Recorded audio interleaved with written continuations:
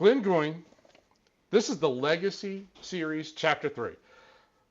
It's a little distillery my aunt found when she was in Scotland, and holy crap, did they put out some good whiskey. Very good stuff. This box, let's just say, caught my eye, maybe. Hard not to.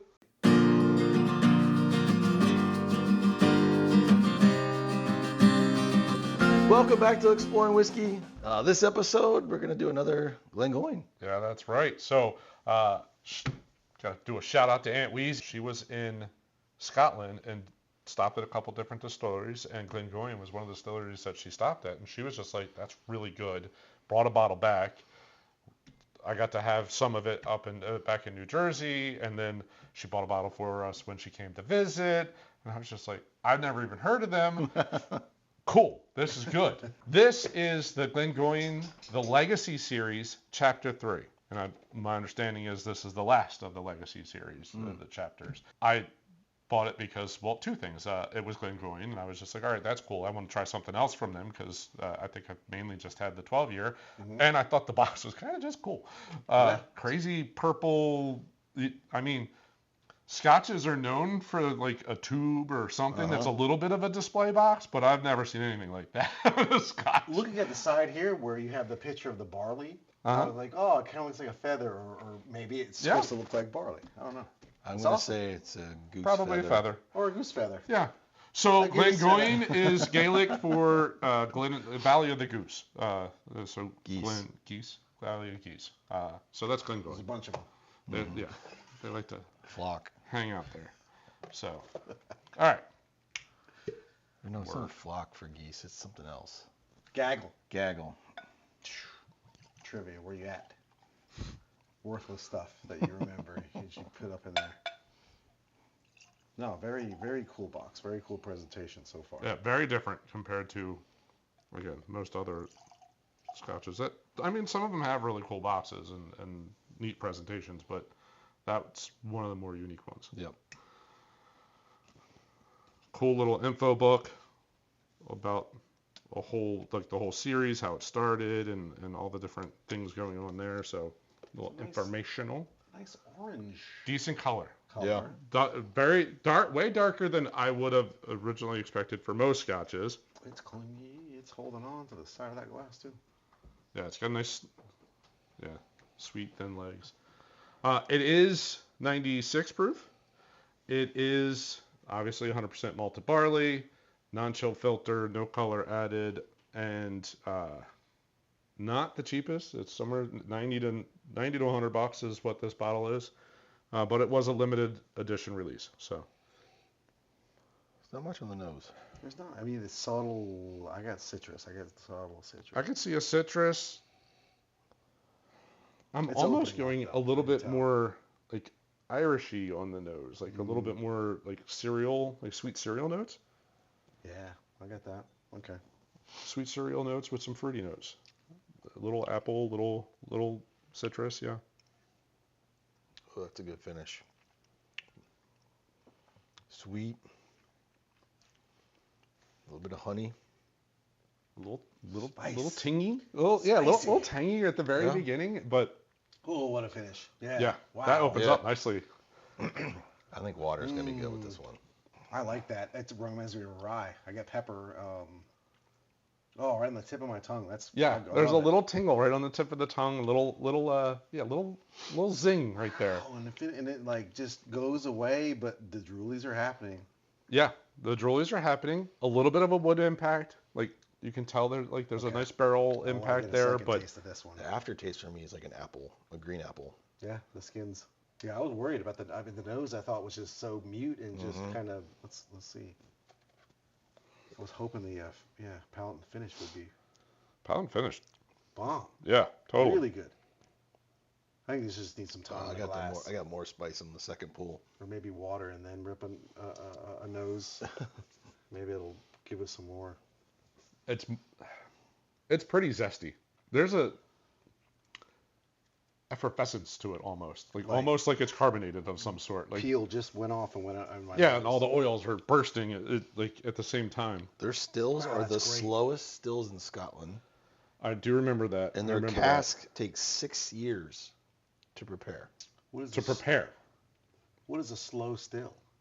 It drips, so it's like a really long arm to it, and it's just barely, so it's super slow dripping down. So you get like purer alcohol. Okay. Aged drips. This is here for every minute other whiskeys spend in their stills, ours spends 3. So it takes 3 times as long to get up to the top, and then. I wonder why this is $95. Yeah. Everything's a little slower. All right. A ton more lemon on the nose now.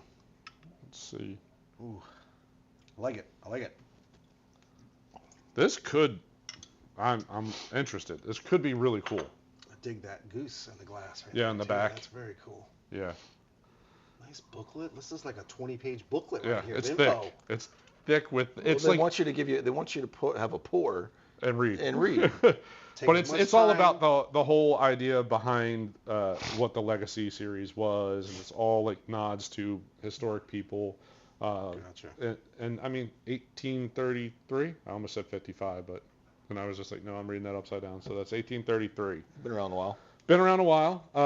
And I want to say they kind of played in the illegal side of things for a little while too. Ooh.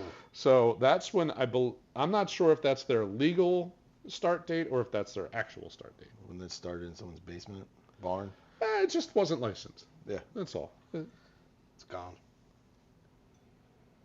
It's like the nose just like even went further into the glass. Just disappeared. I'm still getting citrus. Some sweetness. Yeah, nose is underwhelming. Comes that pepper. Yeah, a little spicier now. Or a little more spice forward. It's not as zesty. It's now more of a spice to it. More of that green apples going on in the mid palate. With a touch of like a confectioner sugar note. Yeah. It's not honey. It's definitely not honey. Yeah, it's not honey, and it's not like a fruity sweetness. It's more of like powdered sugar. And it's a little bit of barrel char. That just comes along and then just and it's like the cream center of a cowtail candy. The vanilla creamy. The finish is so smooth and just I could go either way on the finish with the water. The water didn't do much for the nose. No. I like how it brought that pepper back though. It seemed like the second taste neat, but without the water, pepper kind of dissipated, but it came back there. I'm gonna say I liked it neat. I like the fun little zesty kind of thing going on when you're taking a sip there. Yeah. It was just. There was way more. Interesting. It was way more interesting, neat. Not bad with the water. Just kind of. I wouldn't turn it down either way. Muted things down a little bit that I thought were interesting about that. The 12-year is great. I really liked that, and I was just like, okay, I'm gonna file that away. I need to. Anytime I see a Glengoyne, let's give it a shot. That's the next one I see. I'm like, whoa, that is weird. Let's go. Well, thanks for Aunt Wheezy introducing us. That's right. Yeah. That's a hell of a trip. Wouldn't mind another pour of that one. Maybe tomorrow. While you're gone. Yeah. When I come over to let your dog out, and have a pour. Can't miss that box. No, you ain't missing that box. Nope. That's like a neon light. Thanks for bringing that one back. Absolutely. No, that was here, Midtown Cork. Ah. That's where that one came from. This was a solid pour. The Glengoyne Legacy series. This chapter 3, and you said it's the last one? This was the last of that series, yeah. That's a bummer. Yeah. Maybe they'll revisit it. Maybe they'll revisit it. Or probably just working on some other something else. I'm sure there's another project. Yeah, there's another series coming. Yeah. Well, we hope you enjoyed our review. This is a solid lineup. We've had a couple other ones from here that have been really, really tasty. Yep. You come across it at a friend's house, a bar, after dinner, I would highly encourage you to not pass up a pour from here. No, if you like usually a relatively decent, like sweeter Highlands type Scotch, I think they're Highland Scotch. They put out some good products, so well worth it. Yep. Yeah, zero smoke, zero peat. If you're afraid of that, none of that. Yeah, all their malt is air dried. That's one of the things they talk about. So their barley is only ever dried by air. So there's no peat, there's no smoke. They never use something to dry it, so you're not going to get any of those notes on that. So that's a great idea for people who are just aren't not familiar with Scotch. Yep. Yeah, Boom, putting right it right there, Yeah, telling you I know what I'm buying. this I know isn't. what I'm tasting. There's no peat involved here. So They do something. That's good. Love that. Love that. Packaging's great too. Definitely draws your attention if you walk by it. Stands out. Well, we hope you enjoyed the review. As always, if you did, we'd love for the continued support of the channel. Encourage you and your friends to hit the like button at the bottom of the screen. That's right. And if you like reviews of random scotches or other whiskeys found in our travels and shopping extravaganza, subscribe.